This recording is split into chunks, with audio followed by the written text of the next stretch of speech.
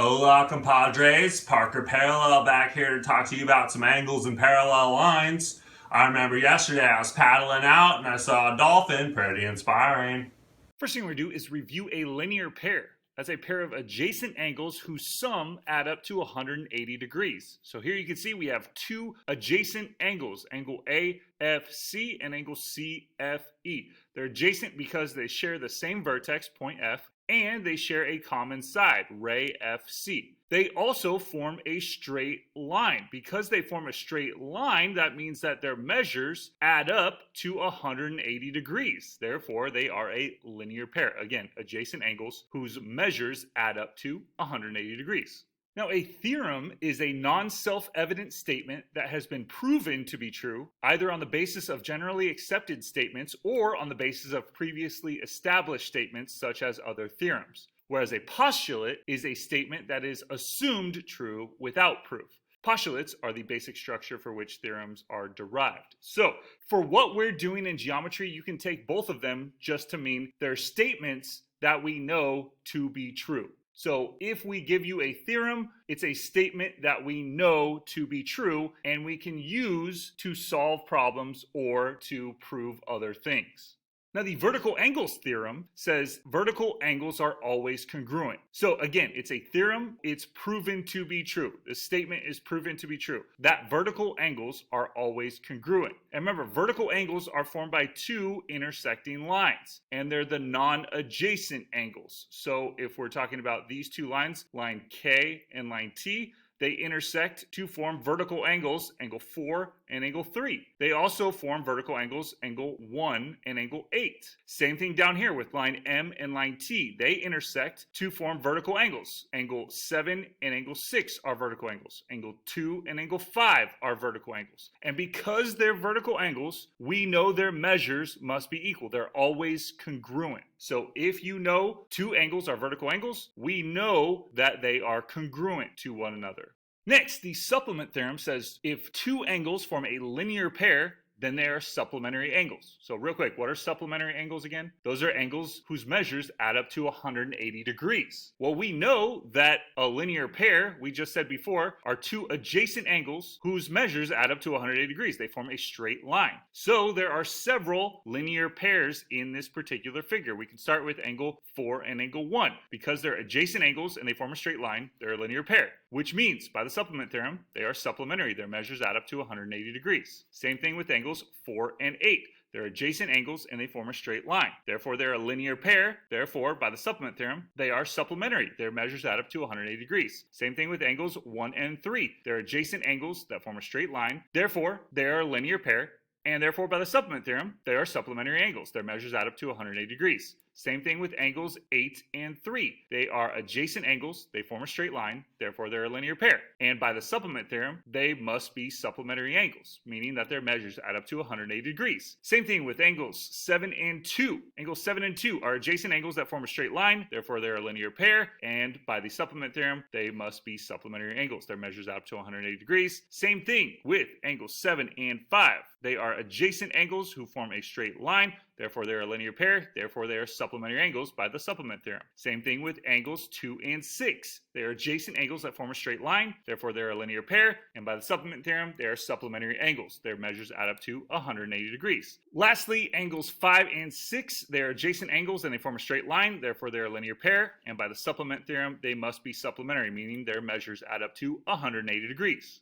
Next, we have the alternate interior angles theorem. This says if two parallel lines are cut by a transversal, then each pair of alternate interior angles is congruent. So the next few theorems that we're going to talk about are specifically if two parallel lines are cut by a transversal. That's key. So we have two parallel lines. Line K is parallel to line M, and they are cut by a transversal, this line T. If we have those two parallel lines cut by a transversal, then we know that alternate interior angles are congruent because of the alternate interior angles theorem. Now, if you recall, alternate interior angles. Alternate means they're on opposite sides of the transversal. Interior means they have to be inside the two parallel lines. So, in this case, our alternate interior angles would be angle 7 and 3. And because they're alternate interior angles, and we have two parallel lines cut by a transversal, the alternate interior angles theorem says these two angles must be congruent. Same thing with angles 2 and 8. Angles 2 and 8 are alternate interior angles. Therefore, they must be congruent by the alternate interior angles theorem.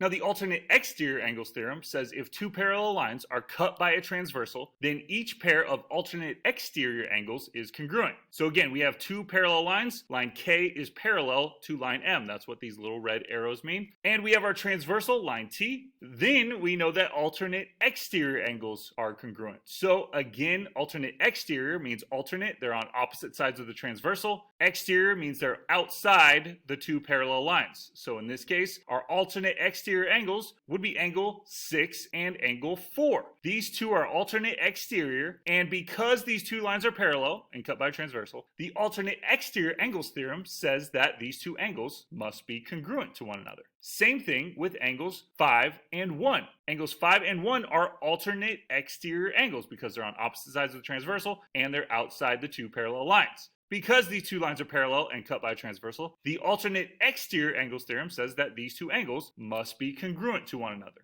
Now, the corresponding angles postulate says if two parallel lines are cut by a transversal, then each pair of corresponding angles is congruent. So this is a postulate, meaning that it's assumed to be true without proof. So for this class, I just want you to know it works the exact same way as if it were a theorem. The postulate is still a statement of fact. It's if two parallel lines are cut by a transversal, so we have our parallel lines, line K is parallel to line M, that's what these little red arrows mean, and we have our transversal T, then we know that each pair of corresponding angles is congruent. So two corresponding angles in this given figure would be angles 4 and 7. They're both on the left side of the transversal T, and they're both above their given parallel line. Angle 4 is above line K, and angle 7 is above line M. Therefore, by the corresponding angles postulate, these two angles, because these lines are parallel, must be congruent. We also have angles 8 and 5. These are corresponding angles. They're both on the left side of the transversal, and they're both below their given parallel line. Angle 8 is below line K, and angle 5 is below line M.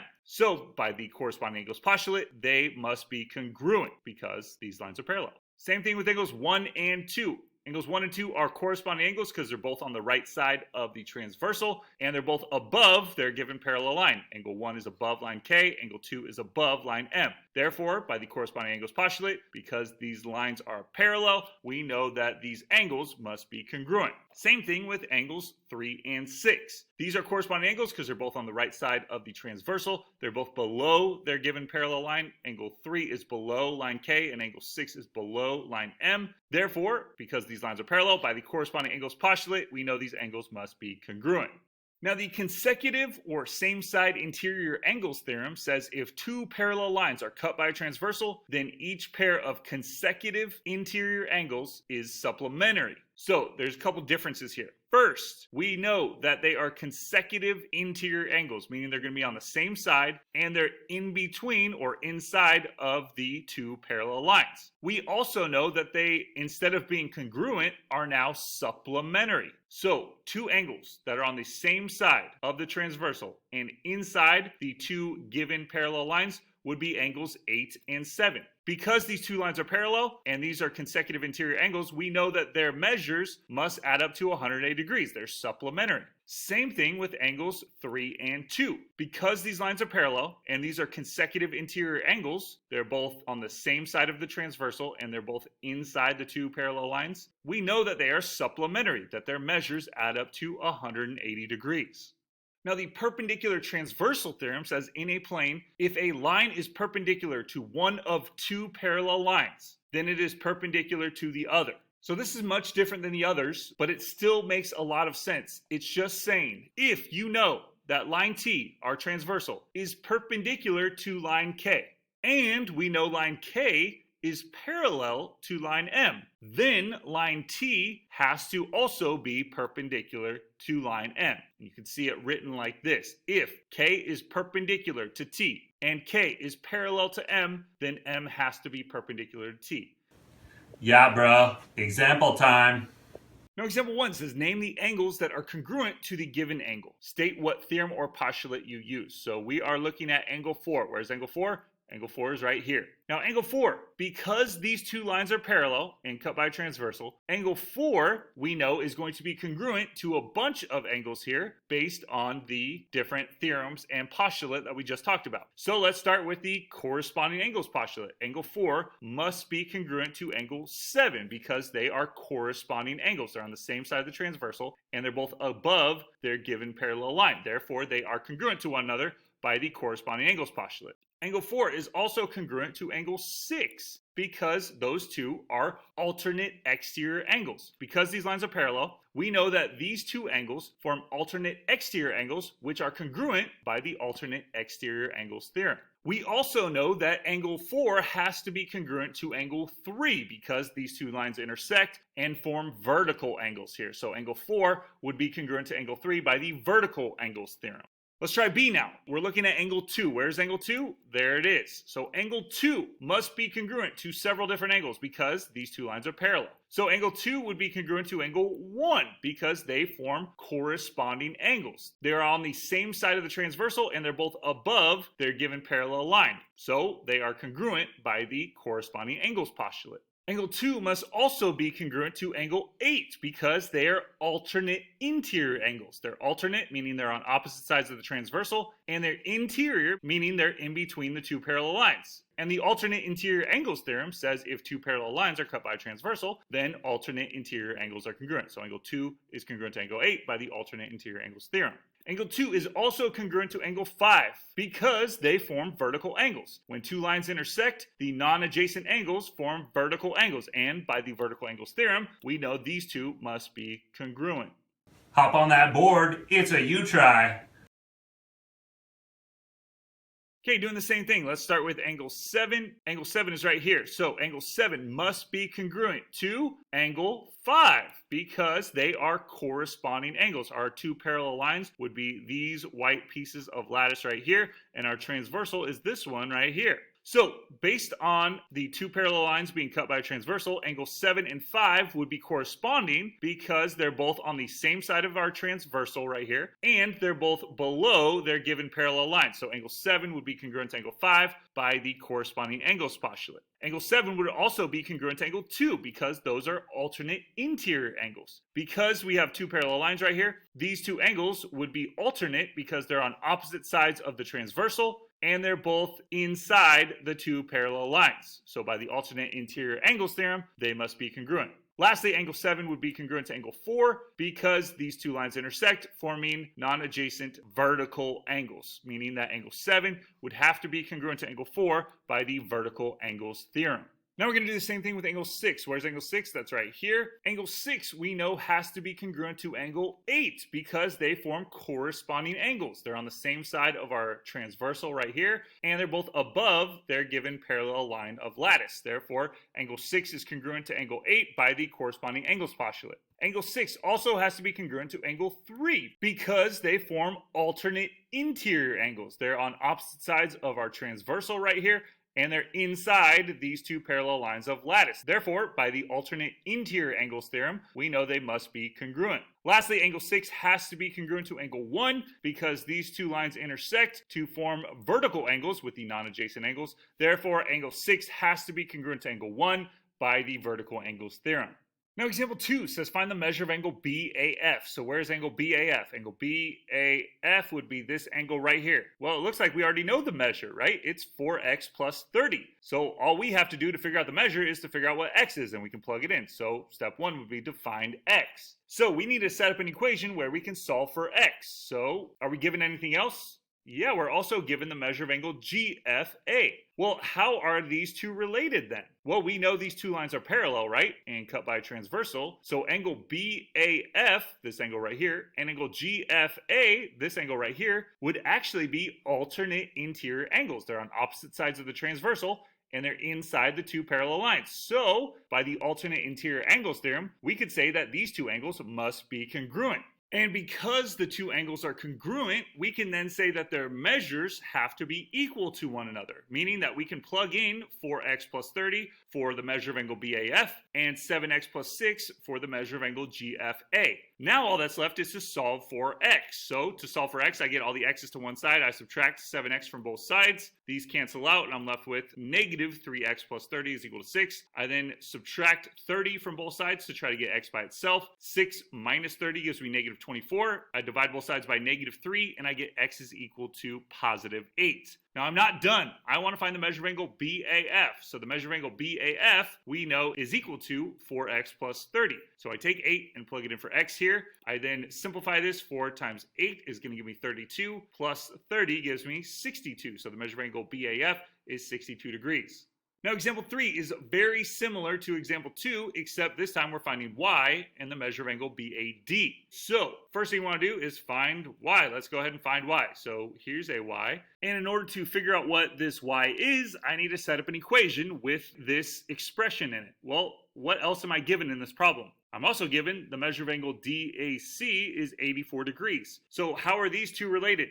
We didn't learn a theorem or postulate that relates these two types of angles. What we do know is that angle EFA and angle BAD form corresponding angles. And because these two lines are parallel, cut by a transversal, corresponding angles must be congruent. So if the measure of angle EFA is 2y minus 17, then the measure of angle BAD must also be 2y minus 17 degrees. Now what we do is we say, okay, I can see that these two are related because they're adjacent angles and they form a straight line, meaning they're a linear pair. And by the supplement theorem, we can say that their measures add up to 180 degrees. They're supplementary. So that's what we're going to do. We create an equation where the measure of angle BAD plus the measure of angle DAC add up to 180 degrees. And we substitute in 2y minus 17 for the measure of angle BAD and 84 for the measure of angle DAC. Now all that's left is solve for y. So I simplify, I combine like terms. Negative 17 plus 84 is going to give me positive 67. I then subtract 67 on both sides. I end up getting 2y is equal to 113. I divide both sides by 2, and I get y is equal to 56.5. Now you're not done. You found y. We need to find the measure of angle BAD also. Well, we just said the measure of angle BAD is congruent to the measure of angle EFA because they are corresponding angles. And because they're congruent, that means their measures are equal to each other. And because their measures are equal to each other, all we have to do to find the measure of angle BAD is just set the measure of angle BAD equal to 2y minus 17. I then take that 56.5, plug it in for y here. I simplify 2 times 56.5, subtract 17, and I get 96 degrees. That would be the measure of angle BAD. Time to paddle out, bros. It's a you try. So first, we want to find the measure of angle DAC. So angle DAC would be this angle right here. It has an x in it. All right, so we just need to figure out what is that x, and then we can plug it in and figure out what the measure of angle DAC is. So step one, we're going to find x. Well, in order to find x, we need to create an equation with something else that has x in it. Well, that would be this angle down here, angle EFH. Well, how are angles DAC and EFH related? Well, we just learned that if two parallel lines are cut by a transversal, then these two angles would be alternate exterior angles, and they would be congruent by the alternate exterior angles theorem. And if we know angle DAC is congruent to angle EFH, then we know their measures are equal to each other, and we can substitute in what their measures are. The measure of angle DAC is 4x plus 7, and the measure of angle EFH is 5x minus 13. We can then solve for x by getting all the x's to one side. We subtract 5x on both sides. These cancel out over here, and we're left with negative x plus 7 is equal to negative 13. We subtract 7 on both sides. We divide both sides by negative 1, and we get x is equal to positive 20. Now, this isn't what I'm trying to find. I'm trying to find the measure of angle DAC. Measure of angle DAC, we know, is 4x plus 7 degrees. So then I take that 20 that I found x to be, I plug it in. 4 times 20 is going to give you 80, plus 7 is 87 degrees. That's the measure of angle DAC. Part B, doing the same thing, except this time I'm finding y and the measure of angle HFG. So let's find y first. To find y, here is my y. This is the only y in the problem. So how am I going to set up an equation to solve for this? Well, I know that angle FAC, which is this angle right here, and angle DAC, they're adjacent angles that form a straight line. Therefore, they're a linear pair, meaning that they are supplementary by the supplement theorem. And if they're supplementary, we can create an equation where their measures have to add up to 180 degrees. So I'm going to say that the measure of angle FAC plus the measure of angle DAC is equal to 180, meaning I can now substitute in 3y minus 1 for the measure of angle FAC and 4x plus 7 for the measure of angle DAC. But I have two variables. How do I solve this? I already figured out what x is. It was 20. So I just plug that in. 4 times 20 gives me 80. And then plus 7 is going to be 87. Minus 1 is going to be 86. I then solve for y by subtracting 86 on both sides, dividing both sides by 3, and I get y is equal to 31.3 repeating, or 31 1/3. Remember, do not round too early. Do not just put 31.3.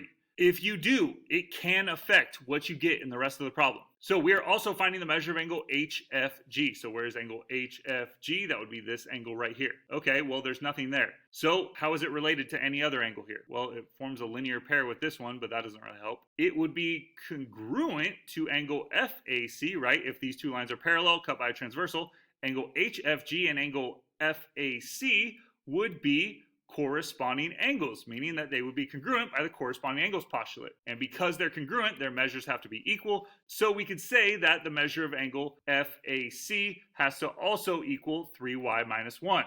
And since we know the measure of angle HFG is equal to 3y minus 1, we can then just take that 31 1/3, plug it in for y in the measure of angle HFG. Simplify 3 times 31 1/3 minus 1 is going to give you 93 degrees. And that would be the measure of angle HFG.